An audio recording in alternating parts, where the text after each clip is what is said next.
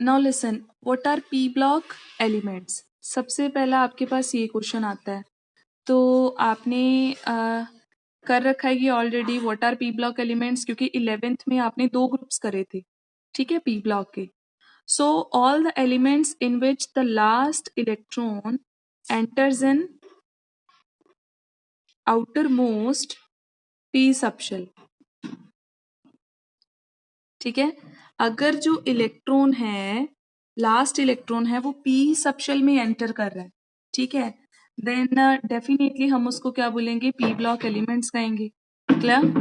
अब जैसे P block में हमारे पास पीरियोडिक टेबल आपका ये रहा, ये जो हमारे पास राइट साइड पे है, this is R P block, ठीक है। और ग्रुप कौन से होते हैं बेटा, 13, 14, 15, 16, 17 एंड 18। हमारे पास टोटल 6 ग्रुप्स हैं इन पी ब्लॉक। तो आपको इसको क्या बोलते हो, boron family, carbon, nitrogen, oxygen, fluorine and यहाँ पे आ जाएगा नियॉन।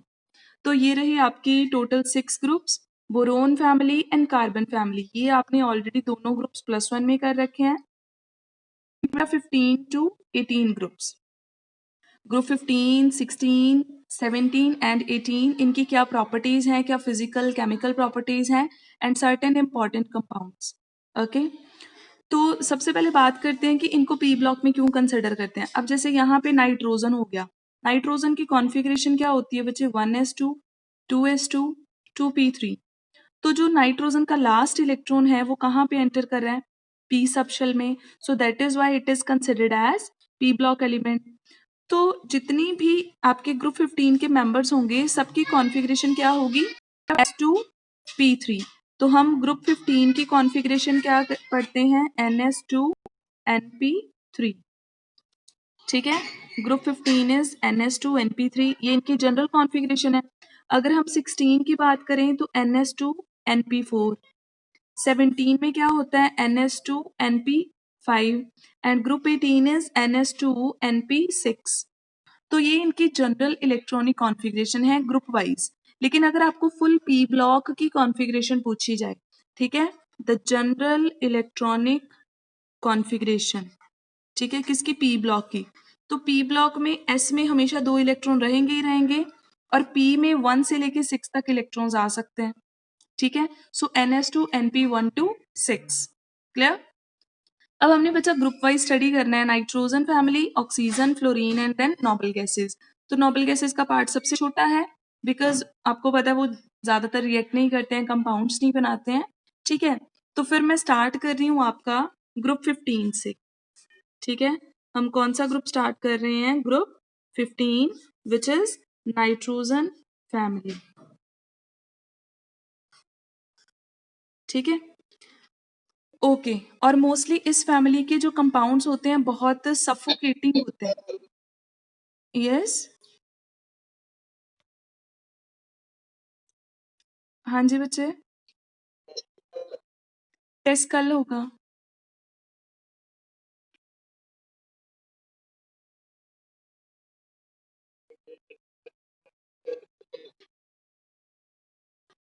मैंने आपको बताया कि इस फैमिली के जो कंपाउंड्स होते हैं वो काफ़ी सफोकेटिंग स्मेल होती हैं। जैसे एग्जांपल के लिए मैं अमोनिया ही बता दूं, है ना। तो बहुत ही सफोकेशन होती है, बड़ी गंदी वाली इनकी स्मेल होती है, ठीक है।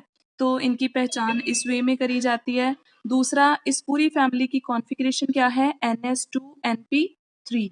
सबके p सबशेल में कितने इलेक्ट्रॉन्स हैं, देयर आर 3 इलेक्ट्रॉन्स, ठीक है। मैक्सिमम कितने हो सकते हैं, 6, पास कितने हैं, 3, ठीक है। तो सबसे पहले बच्चे हम बात करते हैं इनकी फिजिकल प्रॉपर्टीज की। ओके, तो मैंने तो इन जनरल ही डिस्कस करना है हर चीज को, आपने विद एक्सप्लेनेशन एनसीईआरटी से करना है, और फिर जो भी प्रॉब्लम्स आएंगी आपने मेरे साथ डिस्कस करनी है। तो फिजिकल प्रॉपर्टीज में एज यूजुअल आपको पता है, सबसे पहले एटॉमिक साइज की बात कर देंगे। तो एटॉमिक साइज, जब हम नाइट्रोजन फैमिली के मेंबर्स बता दूं मैं पहले, nitrogen, phosphorus, arsenic, antimony, bismuth, ठीक है। Nitrogen, phosphorus, arsenic, antimony, bismuth, these are the members of nitrogen family. Clear. और अब हमने इन सारी प्रॉपर्टीज को डाउन द ग्रुप डिस्कस करना है। क्लियर? सबसे पहले आ गई आपकी एटॉमिक साइज। अब जल्दी से बताओ atomic size as we move down the group. Definitely increases, increase करेगा, लेकिन सिर्फ यहाँ पे आके थोड़ी सी प्रॉब्लम हो जानी है। रीजन बीइंग, यहाँ पे आपका बेटा डी सबशेल फिल होता है, यहाँ पे डी एंड एफ दोनों फिल हो रखे होते हैं। आपको पता है ना डी एफ की कौन सा शील्डिंग इफेक्ट होता है? पुअर। बहुत पुअर शील्डिंग इफेक्ट होगा तो इलेक्ट्रॉन्स जो हैं वो स्ट्रांगली अट्रैक्ट होंगे टुवर्ड्स द न्यूक्लियस, जिसके कारण साइज इतना ज्यादा इंक्रीज नहीं कर पाएगा। ठीक है, ओवरऑल इंक्रीजेस, बट यहाँ पे आके इंक्रीज कुछ ज्यादा नहीं आप देख पाते हो। ठीक है, और क्योंकि इनमें डी सबशेल, डी और एफ सबशेल फिल हो रहा है ना, इसकी वजह से इनकी हर जगह प्रॉपर्टीज एनोमलस होती जाएंगी। क्लियर? Atomic size. ठीक है, उसके बाद में क्या डिस्कस करोगे? इलेक्ट्रोनेगेटिविटी बता दो। Yes, decreases exactly. As we move down the group, size increases, so the tendency to attract the electron also decreases. As a result, electronegativity decreases. Clear? Okay then. उसके बाद में अगर हम बात करें बच्चे मेल्टिंग एंड बॉइलिंग पॉइंट की, melting boiling point की बात करें, down the group atomic size increase कर रहा है। आपको पता है ये बहुत ही मतलब इनमें वीक वंडरवॉल फोर्सेस ही हो सकती हैं। ठीक है, नॉन मेटल के अब जैसे नाइट्रोजन के 2 एटम्स होंगे तो उनमें इंटरेक्शन कौन सी होंगी? वंडरवॉल। और जैसे ही डाउन द ग्रुप आते हैं साइज इंक्रीज कर रहा है, तो साइज इंक्रीज होने की वजह से क्या होता है? इनके melting boiling point generally increase करते हैं, सिर्फ इनको छोड़ के। ठीक है, क्योंकि ये एक्सेप्शनल बिहेवियर शो करते हैं, ये 5 बॉन्ड्स नहीं बनाते हैं, 3 बॉन्ड्स बनाते हैं। मैं अभी इनका डिस्कस कर रही हूँ। Clear? Otherwise generally increases. And उसके बाद में अगर अगर बच्चे पहले इनकी बात कर ही लेते हैं ऑक्सीडेशन स्टेट की। ठीक है, कौन सी ऑक्सीडेशन स्टेट शो करेगा? अब बताओ क्या प्रोबेबिलिटी है इनकी ऑक्सीडेशन स्टेट शो करने की? सबसे पहले आपको पता है सारी फैमिली के पास कॉन्फ़िगरेशन क्या है? NS2 NP3 है ना। टोटल इनके पास इलेक्ट्रॉन्स कितने हैं? 5 वैलेंस इलेक्ट्रॉन। तो डेफिनेटली किस में इंटरेस्ट होगा इनका? गेन करने में। तो इलेक्ट्रॉन्स को गेन कर सकते हैं, right? How many electrons will they gain? 3। So oxidation state कौन सी शो करेंगे? मोस्टली -3। लेकिन जैसे ही हम डाउन द ग्रुप आएंगे, आपको पता है इनका साइज इंक्रीज होता जा रहा है और इलेक्ट्रॉन गेन करना डिफिकल्ट होता जाएगा। सो -3 शो करने की जो टेंडेंसी है, it decreases down the group. Clear? Clear हो गया है ना। तो -3 इसका मतलब एफिशिएंटली ये दोनों शो कर लेंगे, उसके बाद में उनको थोड़ी सी प्रॉब्लम होती जानी है -3 शो करने में। अब इसके अलावा क्या कर सकते हैं? इसके अलावा बच्चे NS2 NP3, इनके ये जो 3 इलेक्ट्रॉन्स हैं ये बॉन्डिंग में पार्टिसिपेट कर सकते हैं, है ना। कोवेलेंट बॉन्ड बना सकते हैं किसी के साथ शेयरिंग वगैरह करके, राइट। तो ये +3 स्टेट भी शो कर सकते हैं। और अगर इनके S वाले इलेक्ट्रॉन्स भी पार्टिसिपेट कर जाएं तो ये +5 स्टेट भी शो कर सकते हैं। तो पॉजिटिव में ये +3 एंड +5 दोनों स्टेट शो करते हैं, यानी नाइट्रोजन +3 +5 और लास्ट तक +3 +5 चलेगा इनका। क्लियर? अब हम डिस्कस करते हैं कि क्या सब शो कर सकते हैं या किसी को कोई प्रॉब्लम है। ठीक है, तो सबसे पहली बात आती है बच्चे, यहाँ पे जो इम्पोर्टेंट इफेक्ट है दैट इज रिगार्डिंग बिस्मथ। ठीक है, बिस्मथ जो है वो +3 तो बड़ा इजीली शो कर देता है, लेकिन +5 शो नहीं कर पाता। Okay, now what can be the reason? और ये इंपॉर्टेंट है, क्या रीजन हो सकता है? Nitrogen, phosphorus, arsenic, antimony, bismuth. ठीक है, -3 शो कर रहे हैं लेकिन टेंडेंसी कम होती जा रही है कॉन्टिन्यूसली। उसके बाद में +3 +5 शो कर रहे हैं। ठीक है, तो +3 +5 की अगर हम बात करें तो डाउन द ग्रुप जो एलिमेंट्स प्रेजेंट हैं वो मोस्टली प्रेफर करते हैं +3 स्टेट को चूज करना और ऊपर वाले प्रेफर करते हैं +5 को। So what is the reason behind? तो रीजन इसको आप एक्सप्लेन करोगे, it is due to inert pair effect. ठीक है, इनर्ट पेयर इफेक्ट का क्या मतलब है? देखो बच्चे, कॉन्फ़िगरेशन तो सबकी क्या है, NS2 NP3, क्लियर? अगर 3 इलेक्ट्रॉन पार्टिसिपेट करेंगे तो +3, अगर पांचों के पांचों कर गए तो +5। अब अगर ये लास्ट वाले इलेक्ट्रॉन +3 शो कर रहे हैं, इसका मतलब उनका जो NS वाला ग्रुप है वो पार्टिसिपेट नहीं कर रहा, है ना? और ये पार्टिसिपेट क्यों नहीं करेगा? क्योंकि जब हम डाउन द ग्रुप आते हैं तो कंटिन्यूअसली F ब्लॉक तक फिल हो रखा होता है, D, F दोनों फिल हो रखे होते हैं। शील्डिंग इफेक्ट काफी पुअर हो जाएगा। अगर पुअर शील्डिंग इफेक्ट हुआ तो जो न्यूक्लियस है वो S वाले इलेक्ट्रॉन और उसके बाद में P फिल हो रखा है, S वाले इलेक्ट्रॉन पे उनका जो फोर्स ऑफ अट्रैक्शन है वो थोड़ा सा और स्ट्रांग हो जाएगा, है ना? और S वालों को रिमूव करना डिफिकल्ट हो जाएगा, तो इसीलिए S वाले इलेक्ट्रॉन पार्टिसिपेशन मतलब नहीं कर रहे इन द बॉन्डिंग फॉर्मेशन, तो दैट्स वाई ये +3 प्रेफर करते हैं as compare to +5। Is it clear? ठीक है, तो आप क्या लिखोगे? Due to inert pair effect the +3 state यानी the lower oxidation state becomes more stable. हमेशा इनर्ट पेयर इफेक्ट की वजह से जो लोअर वाली ऑक्सीडेशन स्टेट होती है वो ज्यादा स्टेबल हो जाती है और हायर वाली अनस्टेबल हो जाती है। क्लियर? ठीक है, तो रीजन क्या होता है वो मैंने बता दिया, शील्डिंग इफेक्ट की वजह से एस इलेक्ट्रॉन बॉन्डिंग में पार्टिसिपेट नहीं कर पाते, फोर्स ऑफ अट्रैक्शन ज्यादा हो जाता है। अब रही बात बाकी सबका, तो कोई दिक्कत नहीं है। तो बिस्मथ इसका मतलब जब भी कंपाउंड बनाएगा वो +3 में ज्यादा स्टेबल कंपाउंड बनाएगा, और अगर वो +5 में बनाएगा तो वो डेफिनेटली क्या बनेंगी? अनस्टेबल बनेंगी, है ना? अब जैसे मान लो आपको बिस्मथ के 2 कंपाउंड्स दे देंगे, सपोज एक दे दिया बिस्मथ ट्राइक्लोराइड, एक पेंटाक्लोराइड, आपसे पूछ लेंगे विच one is stable and why? Yes, yes, ठीक है, तो +3 वाला जो भी होगा उसको आप स्टेबल मेंशन कर दोगे। अब रही बात बचे नाइट्रोजन की, तो नाइट्रोजन को क्या प्रॉब्लम है? नाइट्रोजन +5 स्टेट नहीं शो करेगा, ठीक है? नाइट्रोजन +5 स्टेट नहीं शो करता है, अपने 5 के 5 इलेक्ट्रॉन नहीं बॉन्डिंग में पार्टिसिपेट करवा पाएगा। रीजन? इसके लिए तो इनर्ट पेयर इफेक्ट था, ये तो सबसे ऊपर है, तो इसके लिए क्या रीजन रिस्पॉन्सिबल है? कोई सुजेस्ट कर सकता है?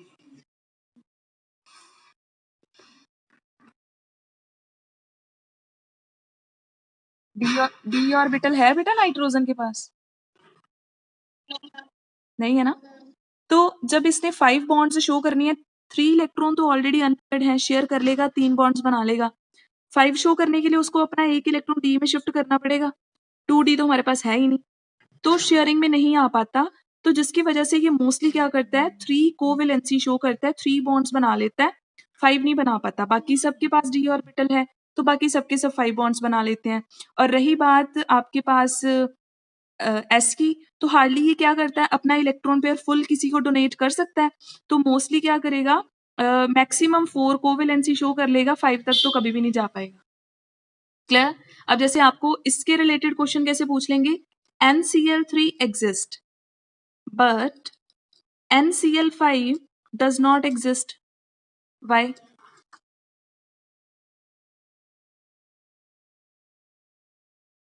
अब क्या रीजन लिखोगे?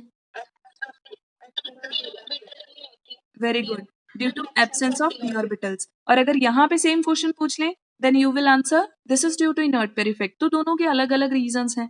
ओके, अब रही बात नाइट्रोजन की, तो नाइट्रोजन आपको पता है ही एक्सेप्शनल, ना तो इसके है, ऊपर से साइज स्मॉल है, इलेक्ट्रोनेगेटिविटी बहुत हाई है, ठीक है? तो हर एक ग्रुप का जो फर्स्ट एलिमेंट है वो क्या शो करता है, थोड़ा सा एनोमिलस बिहेवियर शो करेगा, ठीक है? एनोमिलस बिहेवियर, अगर आपसे क्वेश्चन पूछ लें why nitrogen is showing anomalous behaviour, तो रीजन क्या लिखने हैं?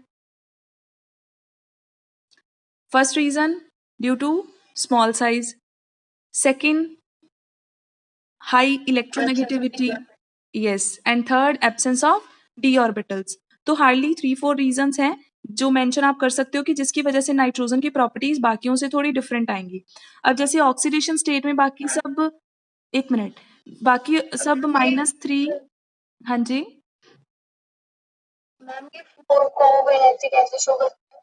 फोर शो करेगा बेटा अगर अपना ये फोर्थ वाला इलेक्ट्रॉन पेयर किसी को डोनेट कर दे। जैसे नाइट्रोजन क्या करता है, 3 कोवेलेंट बॉन्ड बना सकता है ना, फोर्थ कोवेलेंट बॉन्ड कैसे बनाता है, कोऑर्डिनेट बॉन्ड, ठीक है? तो मैक्सिमम कोवेलेंट बॉन्ड्स कितनी बना सकता है? Covalency means maximum covalent bond, it can form only 4. Okay? Yes. उस पे भी मैं आती हूँ। उसमें नाइट्रोजन का +5 ऑक्सीडेशन स्टेट है, बट उसका मतलब ये नहीं है कि नाइट्रोजन 5 के 5 इलेक्ट्रॉन डोनेट कर रहा है। ठीक है, उस पे मैं आती हूँ, बताती हूँ आपको क्या रीजंस है। क्लियर? तो नाइट्रोजन का एनॉर्मलस बिहेवियर पता चल गया। ओके, उसके बाद में बेटा नाइट्रोजन जो है वो variety of oxidation state show करता है, -1 -2, ठीक है, +1 +2 +5 तक किन्हीं कंपाउंड्स में, ठीक है, उसका मतलब कुछ और है। तो ये मतलब नाइट्रोजन बाकी सबकी कुछ लिमिटेड ऑक्सीडेशन स्टेट है ना, इसकी बड़ी सारी ऑक्सीडेशन स्टेट अवेलेबल हैं और मोस्टली अनस्टेबल ही होती हैं, ठीक है। ये प्लस वाली तो सारी +2 +4 ये सारी अनस्टेबल ही हैं। ओके, तो ये क्लियर हो गया ओवरऑल, समझ में आ गया, ठीक है। अब हम बात करते हैं, तो फिजिकल प्रॉपर्टीज आप एक बार रीड आउट कर लेना, क्योंकि आपने ऑलरेडी ये सारी कर रखी हैं +1 में, तो आप इजीली कर पाओगे। आयोनाइजेशन एंथैल्पी में क्या चेंज आएगा, ठीक है। मेटेलिक कैरेक्टर बताना जरा, metallic character.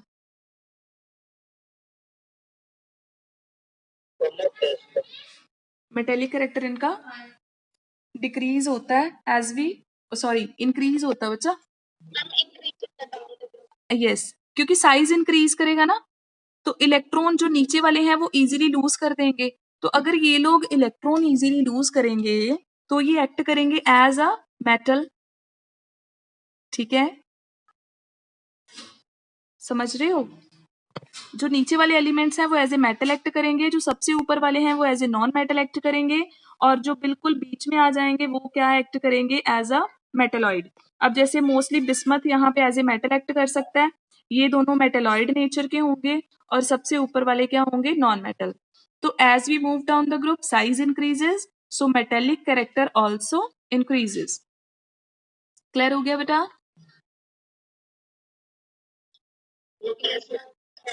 Okay okay okay, अब हम बात करते हैं फिर इनकी केमिकल प्रॉपर्टीज की। फिजिकल तो आपको है ना ऑलमोस्ट पता ही है, राइट।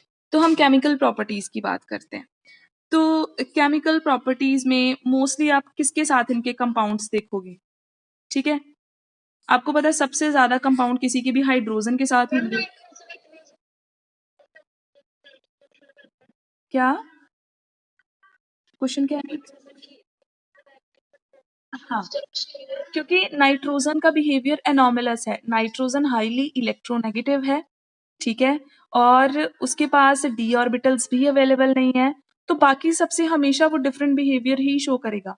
ऐसे कंपाउंड्स हमारे पास हैं जो नाइट्रोजन की इस स्टेट में एग्जिस्ट करते हैं। अब जैसे फॉस्फोरस है वो भी -2 स्टेट शो करता है, लेकिन जैसे जैसे हम डाउन द ग्रुप आते हैं नेगेटिव ऑक्सीडेशन स्टेट शो करने की टेंडेंसी ही उनकी लूज होती जाती है, समझ रहे हो, ठीक है। तो नाइट्रोजन मोर इलेक्ट्रोनेगेटिव होने की वजह से variety of negative oxidation state show कर सकता है, ठीक है। अब हम बात करते हैं केमिकल प्रॉपर्टीज की। तो हाइड्रोजन के साथ कंपाउंड्स आप किसी के भी पढ़ोगे, जितने भी ग्रुप्स आपने करने हैं ना सबका ही। ऑक्सीजन के साथ इनके कंपाउंड्स, और थर्ड इनके हेलोजन्स के साथ कंपाउंड, ठीक है। बस यही चीजें होंगी ऑलमोस्ट, और हमने कुछ कंपाउंड्स पढ़ने हैं, ठीक है, इसके बाद में। अच्छा, अब अगर हम बात करें हाइड्रोजन फैमिली की, हाइड्रोजन के साथ सॉरी, तो नाइट्रोजन जब हाइड्रोजन के साथ रिएक्ट करता है तो क्या बनाता है, NH3, ठीक है। जब फॉस्फोरस रिएक्ट करेगा तो क्या बनाएगा, PH3। सिमिलरली ये सबके सब 3 हाइड्रोजन के साथ क्या करते हैं, रिएक्ट कर जाते हैं, और क्या बनाएंगे, ट्राईहाइड्राइड्स आपके बन सकते हैं आपके पास। क्लियर? इतना तो क्लियर है कि हाइड्रोजन के साथ अगर ये कंबाइन करेंगे तो ये इनके कंपाउंड्स रिस्पेक्टिव आ सकते हैं। अब मेन क्वेश्चन आपको इन्हीं में से कंसेप्चुअल बना के डाल दिए जाते हैं, ठीक है। ओके, तो अब मैं एक पेज ले लेती हूँ, उस पर डिस्कस करते हैं वन बाय वन। अब सबसे पहले हम डिस्कस करेंगे बच्चे इनका बॉन्ड एंगल, ठीक है। बॉन्ड एंगल बताना आपने। आपको पता है सबकी शेप कैसी है, एक लोन पेयर होगा और 3 आपके पास ऐसे हाइड्रोजन के साथ बॉन्ड्स होंगे, और ये रहा आपका बॉन्ड एंगल, है ना। अब 2 का कंपेयर कर लें, बाकी का तो समझ में आ जाएगा।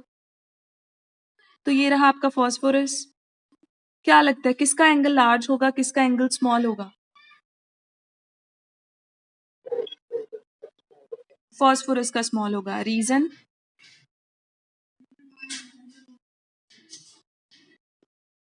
नाइट्रोजन ज्यादा इलेक्ट्रोनेगेटिव है, वेरी गुड, रिपल्शंस। नाइट्रोजन और फॉस्फोरस में से ज्यादा इलेक्ट्रोनेगेटिव कौन है?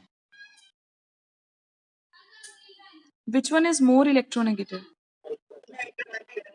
नाइट्रोजन। ओके, तो नाइट्रोजन अगर इलेक्ट्रोनेगेटिव ज्यादा है तो उसके इलेक्ट्रॉन यहाँ पे पास पास में रहेंगे। फॉस्फोरस थोड़ा कम इलेक्ट्रोनेगेटिव है, इलेक्ट्रॉन थोड़ा सा स्लाइटली अवे चले जाएंगे। अब यहाँ पे अगर इलेक्ट्रॉन्स रहेंगे तो उनमें रिपल्शंस भी क्या होगा, काफी ज्यादा, क्योंकि डिस्टेंस कम है ना। रिपल्शन ज्यादा होगा तो बॉन्ड एंगल ज्यादा हो जाएगा। यहाँ पे क्योंकि इलेक्ट्रॉन थोड़ा दूर है, उनमें गैप ज्यादा आ गया, रिपल्शंस कम हो गई और बॉन्ड एंगल क्या हो गया, कम। सो जैसे ही हम यहाँ पे मूव करेंगे bond angle will decrease. Clear? अब हम बात करते हैं बच्चे इनकी थर्मल स्टेबिलिटी की। कौन स्टेबल है इनमें से? विच वन इज स्टेबल?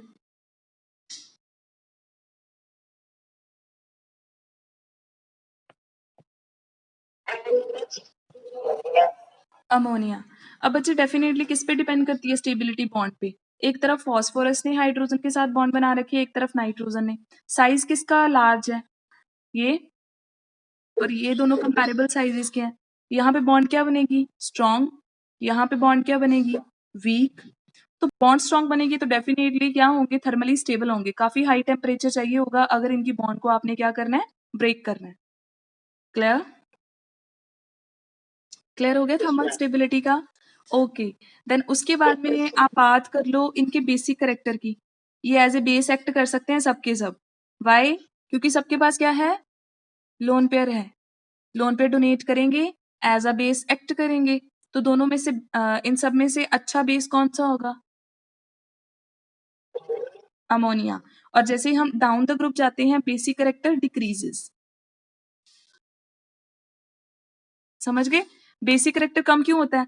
नाइट्रोजन का बेटा देखो साइज स्मॉल है और 2 इलेक्ट्रॉन पेयर उस पे पड़े हुए हैं।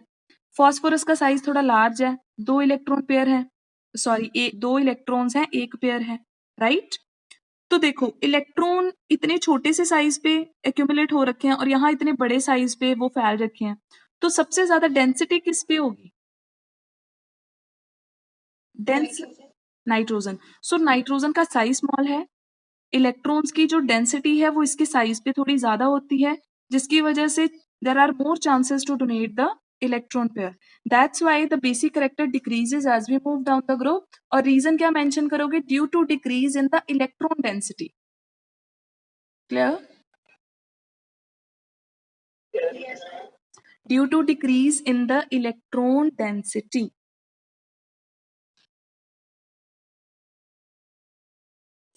समझ गए? अब हम बात कर लेते हैं इनकी कोई नेक्स्ट प्रॉपर्टी की। आपने ये प्रॉपर्टीज याद रखनी है क्योंकि ऑक्सीजन फैमिली में आपको बताने की जरूरत नहीं पड़ेगी, फिर सारी सेम आएंगी। Okay, melting boiling point. अब बताओ किसका ज्यादा होगा, किसका कम होगा?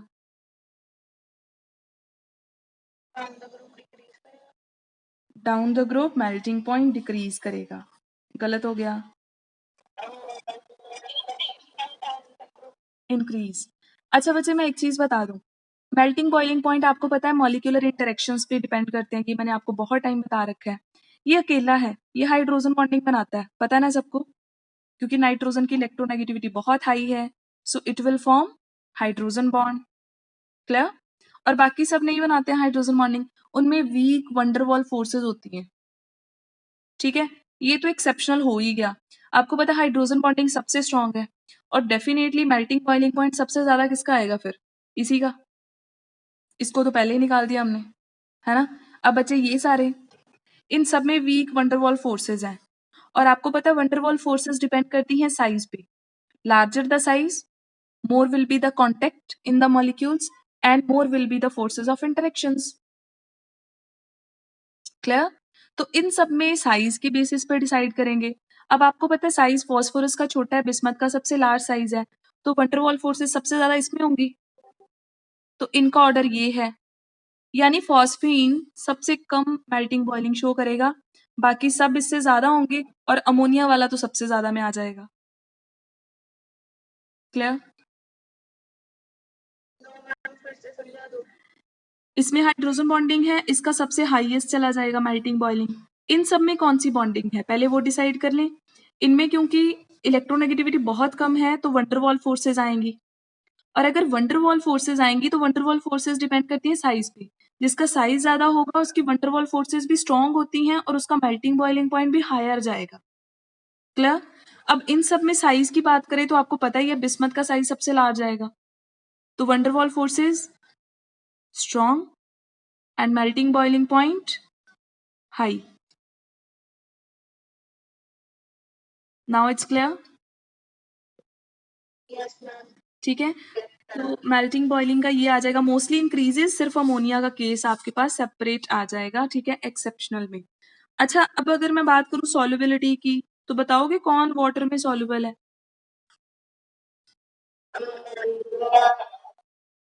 Ammonia.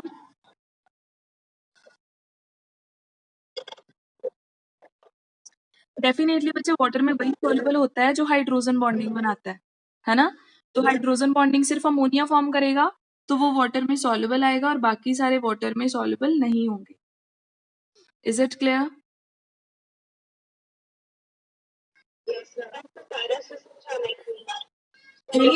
Anything which can form hydrogen bond with water, it will be soluble in water. And because these elements are, yes, yes, बाकी सबकी solubility जो है वो नहीं होती है, they are insoluble in water. Okay, hydrogen bond नहीं बनाएंगे इनमें। आपको पता है वंडरवॉल इंटरेक्शंस हैं इनमें, और वंडरवॉल इंटरेक्शन किस में होती हैं? जो हाइड्रोकार्बन्स होते हैं नॉन पोलर में होती है वंडरवॉल इंटरेक्शन। वाटर पोलर है, ये नॉन पोलर काउंट हो गए, तो कैसे डिसॉल्व होंगे फिर वाटर में? समझे?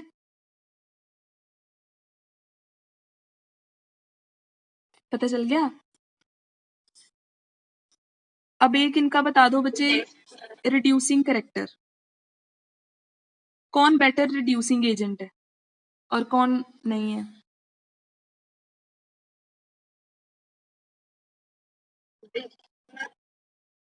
बिस्मथ और नाइट्रोजन, चलो ये मैं ही डिस्कस कर देती हूँ। बिस्मथ और नाइट्रोजन में से बॉन्ड किसका स्ट्रॉन्ग है? नाइट्रोजन का बॉन्ड स्ट्रॉन्ग है ना? बिस्मथ का बॉन्ड क्या है? वीक, है ना? नाइट्रोजन का बॉन्ड स्ट्रॉन्ग है, बिस्मथ का बॉन्ड वीक है, यानी ये इजीली बॉन्ड ब्रेक कर जाएगा, यानी हाइड्रोजन रिमूव हो सकता है बड़े आराम से। हाइड्रोजन के रिमूवल को क्या कहते हैं? ऑक्सीडेशन या रिडक्शन? रिमूवल ऑफ हाइड्रोजन बेटा ऑक्सीडेशन, है ना? Oxidation. Addition of hydrogen is reduction, removal of hydrogen is oxidation. इसका मतलब बिस्मथ बड़ा इजीली ऑक्सीडाइज कर जाएगा, है ना? और अगर ये ऑक्सीडेशन करेगा तो एक्ट क्या करेगा? As a reducing agent. समझे? जो एलिमेंट अपनी ऑक्सीडेशन करवाता है वो किसी की रिडक्शन करवाएगा और वो एक्ट करेगा एज अ रिड्यूसिंग एजेंट। सो इसका मतलब जैसे ही हम डाउन द ग्रुप यहाँ पे मूव करेंगे तो इनका रिड्यूसिंग जो कैरेक्टर है वो इंक्रीज करेगा। Is it clear?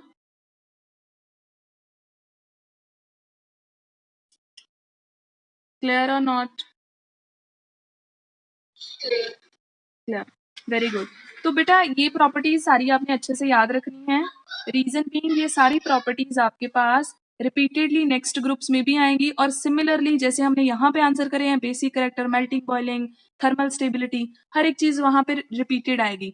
और आपको ये क्वेश्चन आ सकता है सारे हाइड्राइड्स देके आपको क्वेश्चन पूछ लेंगे, arrange the following in the increasing order of reducing character, in the increasing order of melting boiling point, ऐसे क्वेश्चंस आपको कर सकते हैं। ठीक है बच्चे? क्लियर हो गया? ठीक है, तो ये सारी चीजें आपने याद रखनी है।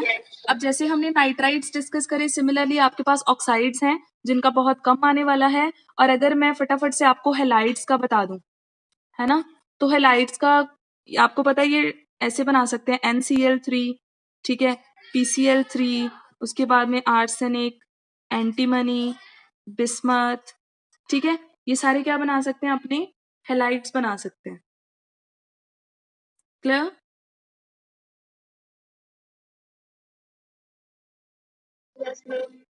ओके, देन अब हम बात करते हैं कि इनमें से क्या क्वेश्चन आपको पूछा जा सकता है। इसमें से आपको स्टेबिलिटी पॉइंट ऑफ व्यू से क्वेश्चन कर सकते हैं। Which one is more stable?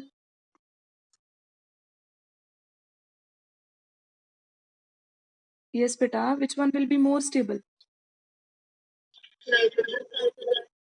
Yes, ठीक है। इसमें से स्टेबिलिटी ऑर्डर आपको पता ही है। अब जैसे साइजेस के बेसिस पे आप डिसाइड कर सकते हो। अब सिमिलरली किसी एक का पूछ सकते हैं, जैसे नाइट्रोजन का ही पूछ लें कि नाइट्रोजन का फ्लोराइड भी है, क्लोराइड है, ब्रोमाइड है, आयोडाइड है, कौन स्टेबल होगा इसमें से? यस, साइजेस स्मॉल है, बॉन्डिंग स्ट्रॉन्ग है, स्टेबिलिटी ज्यादा है, और जैसे ही हेलोजेंस का साइज इंक्रीज करेगा स्टेबिलिटी डिक्रीज करेगी, और ये सबके केस में ऐसे ही होना है, समझे? सबके केस में ऐसे ही होगा। और अगर बेटा आपको बॉन्ड एंगल पूछ लें, स्टेबिलिटी लगातार क्या कर रही है, हेलोजेंस का साइज इंक्रीज करने से लगातार डिक्रीज कर रही है। अब बताओ मेरे को जरा बॉन्ड एंगल का क्या लगता है, बॉन्ड एंगल इंक्रीज करेगा या डिक्रीज करेगा? ना, बिल्कुल नहीं। स्ट्रक्चर बना के देखें, इंक्रीज करेगा या डिक्रीज करेगा। एग्जाम्पल ले लेते हैं, ये आपका रहा फ्लोरीन के साथ कंपाउंड, ठीक है, और एक ले लेते हैं हम लोग आयोडीन के साथ। अब बताना जरा इलेक्ट्रोनेगेटिविटी किसकी ज्यादा किसकी कम है? फ्लोरीन की इलेक्ट्रोनेगेटिविटी ज्यादा है, मतलब इलेक्ट्रॉन इसके पास रहेंगे, है ना। आयोडीन की इलेक्ट्रोनेगेटिविटी कम है, मतलब नाइट्रोजन के पास पास होंगे इलेक्ट्रॉन्स। अब बताओ बॉन्ड एंगल, समझे? अब क्या आएगा बॉन्ड एंगल? यहाँ पे फ्लोरीन के पास, यस, इलेक्ट्रॉन काफी दूर चले गए, रिपल्शन कम हो गई, बॉन्ड एंगल क्या आया, कम आया। इसके केस में क्योंकि नाइट्रोजन के पास पास हैं इलेक्ट्रॉन्स, है ना, तो रिपल्शन बड़ी ज्यादा होनी है, बॉन्ड एंगल काफी बड़ा हो जाएगा, ठीक है। तो बॉन्ड एंगल क्या आएगा, डेफिनेटली इसका ज्यादा आएगा। तो ऐसे करके इनमें भी आपको बॉन्ड एंगल का पूछा जा सकता है, स्टेबिलिटी पॉइंट ऑफ व्यू से पूछ सकते हैं, ठीक है। और क्या इसमें से आपको यही सब चीजें हो सकती हैं, ठीक है। तो हो जाएगा इतना हैलाइड्स का। अच्छा, मोस्टली आपको ये क्वेश्चन जरूर यहाँ से कंसेप्चुअल डालते हैं कि ये पेंटा हैलाइड्स नहीं बनाता नाइट्रोजन, नाइट्रोजन ट्राई हैलाइड्स बनाता है, वाई दिस इज सो। और बिस्मथ भी पेंटा हैलाइड्स नहीं बनाता, जो आपको मैंने फर्स्ट में ही आंसर कर दिया था, समझे? और और अब मेरे को ये बताओ, इनमें से बेसिक सबसे ज्यादा कौन सा होगा? जैसे मान लो नाइट्रोजन के सारे हमने हैलाइड्स ले लिए, विच one will be more basic?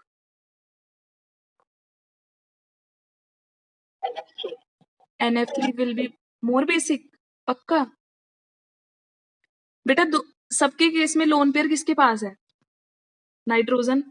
Donate तो इसी ने करना है।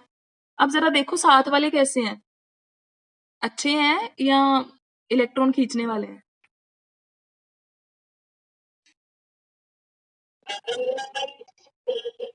फ्लोरीन की इलेक्ट्रोनेगेटिविटी बहुत ज्यादा है, ये इलेक्ट्रॉन तो अपनी तरफ ही विड्रॉ कर लेगा इसकी, तो ये इलेक्ट्रॉन डोनेट नहीं कर पाएगा इतना इजीली। आयोडीन की इलेक्ट्रोनेगेटिविटी कम है, नाइट्रोजन का लोन पेयर इजीली उसी के पास रहेगा और वो किसी को डोनेट भी कर सकता है। सो एज ए रिजल्ट ये क्या करेगा, एक्ट करेगा मोर बेसिक। क्लियर? और अब रही बात, अगर आपसे पूछा जाए कि ये आयनिक है या कोवेलेंट है, तो क्या रीजन है? मोस्टली बच्चे आपके पास जितने भी पी ब्लॉक एलिमेंट्स हैं ये कोवेलेंट कंपाउंड्स बनाएंगे, और आपको पता है ये स्टार्टिंग वाले कोवेलेंट ही बनाएंगे और लास्ट वाले के आयनिक बनाने के चांसेस होते हैं। पता ना क्यों?